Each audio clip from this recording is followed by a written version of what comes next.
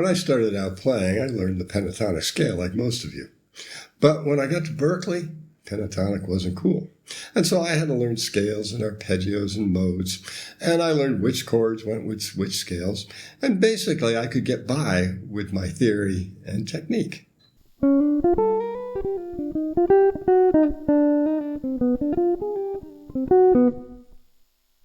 But there was something missing.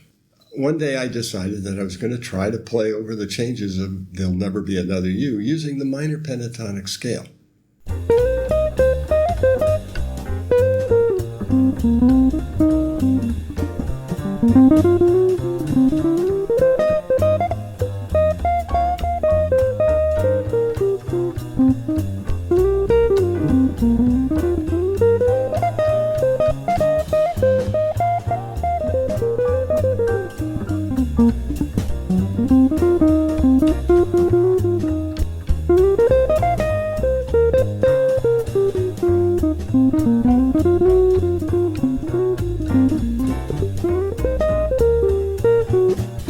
So that's kind of in the ballpark. It's not perfect. We're not making changes, not even worrying about the chord changes. I was worrying about other things. And yet it still kind of works, and to tell you the truth, it'll fool most of the people most of the time. And one of the reasons for it is because our audiences are so used to hearing the minor pentatonic in popular music all the time. So if you're playing a solo using it, it sounds just fine to them.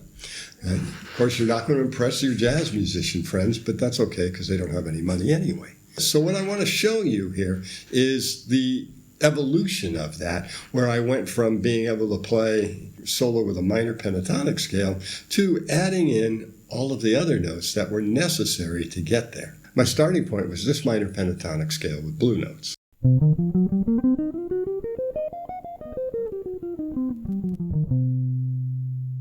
But just playing the blues scale over changes isn't going to be enough. We're not really locking into the tune.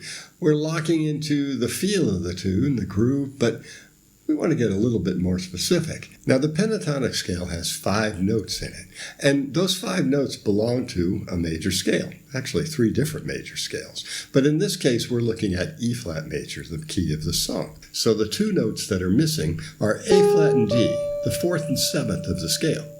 And I'm only going to worry about them in the upper register, here and here. Now, we can find them down here, but I'm not going to use them very often down there, so I don't worry too much about that. And now our pattern starts to evolve. We could start by playing in the first original Bach.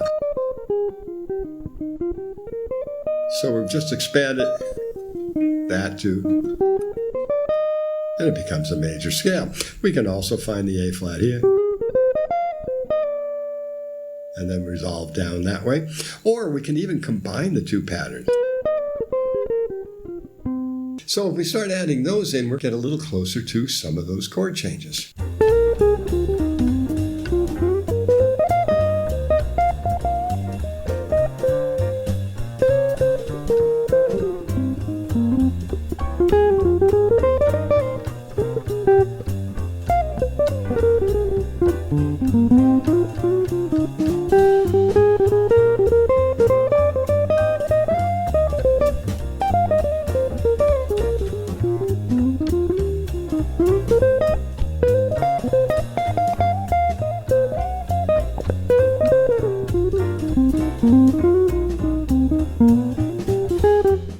So we're getting a little closer. It's starting to hide the fact that we're playing pentatonic scales.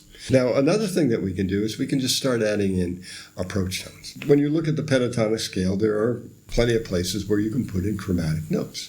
So any pair of notes that has a fret in between is a candidate for a passing tone.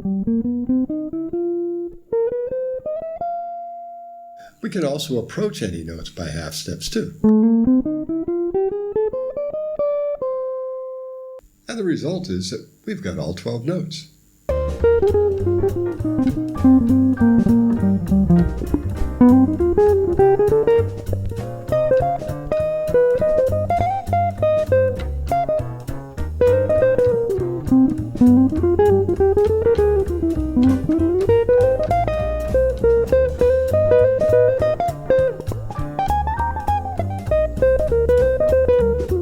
So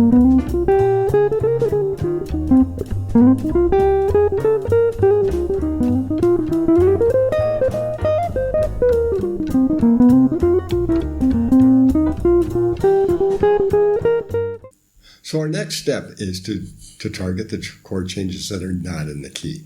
If we're playing over the diatonic chords, you can basically play whatever you want from the major scale, including some approach notes. And so that works on top of all of that, as you heard. But when we get to the non-diatonic chords, if we want to start making the changes, we have to go looking for those notes that are not part of the key. Now, the non-diatonic chords fall into two categories. They're either secondary chords, and those are going to be either subdominant, minor seventh chords, or dominant chords that are built on the diatonic root. The borrowed chords are chords that are borrowed from the parallel minor. Now, with the secondary dominant chords, you're basically going to be targeting the third, with the exception of the 5-7 of 4, which is built on 1. That one you'd be targeting the seventh. But in the borrowed chords, all of them share the same note. They're borrowed from they're the borrowed subdominant minor, and what makes that minor is the 6 becoming a flat 6. And what's interesting about that is that when we start to play that flat 6, we end up with Barry Harris's flat 6 diminished scale. So now let's listen to it. I'm going to incorporate all of that.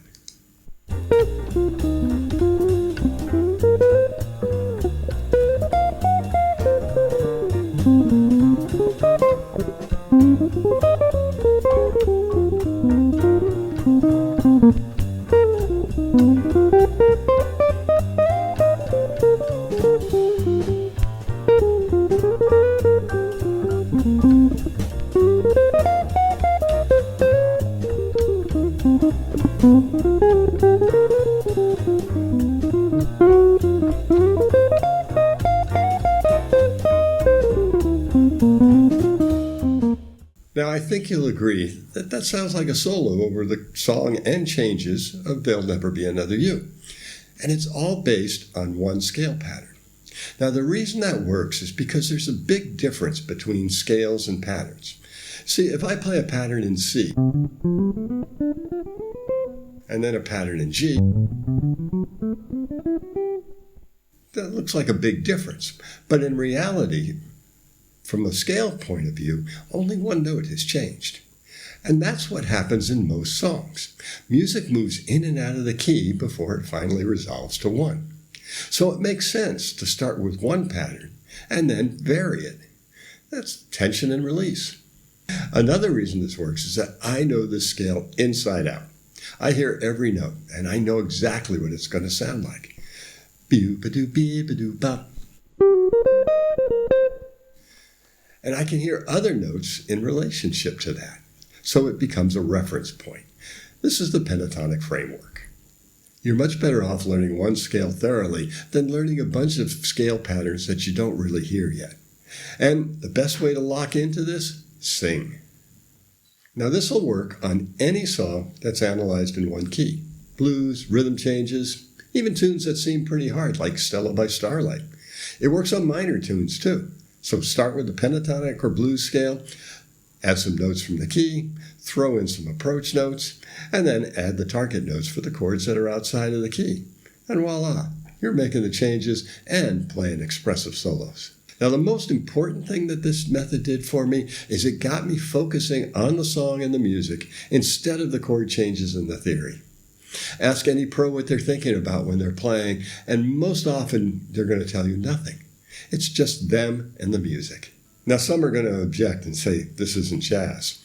What they really mean is it's not bebop. But you know, bop is our heritage. I don't play bebop. A lot's happened in the 70 years since bebop was mainstream. Cool slowed it down. Hard bop had fewer chords. Modal removed all the chords. And then there's rock. See, all of these things influence my playing, and I play music the way I hear it. I'm not going to apologize for it. But for all that, this is just a starting point. And it gets you playing real music sooner. But there's lots more to learn. And that's the beauty of jazz. It's an endless journey. I learn something new every day. As a teacher and coach, it's my job to make things simpler and easier to understand and to get you to play at your peak level. But most jazz education does just the opposite. It overloads you with theory and technique, and it loses sight of what makes music tick. That's why at Jumpstart Jazz Guitar, the goal is to get you playing real music as quickly as possible, without the unnecessary headaches. We're here to have fun, and that means playing music, not endless scales and exercises. My proven methods are designed to build on what you already know and help you improve your skills. You won't feel like you're starting over. The goal is to help you get the most out of what you already have. And with proper guidance and feedback, you'll be playing jazz sooner than you thought possible. So if you'd like to learn more about my unique approach, I'm offering a free one-to-one lesson. We'll talk about your goals and challenges, I'll listen to you play, and I'll point you in the right direction. Click the link below to schedule your free lesson. One of the keys to this method is being able to identify the non-diatonic chords and the target notes.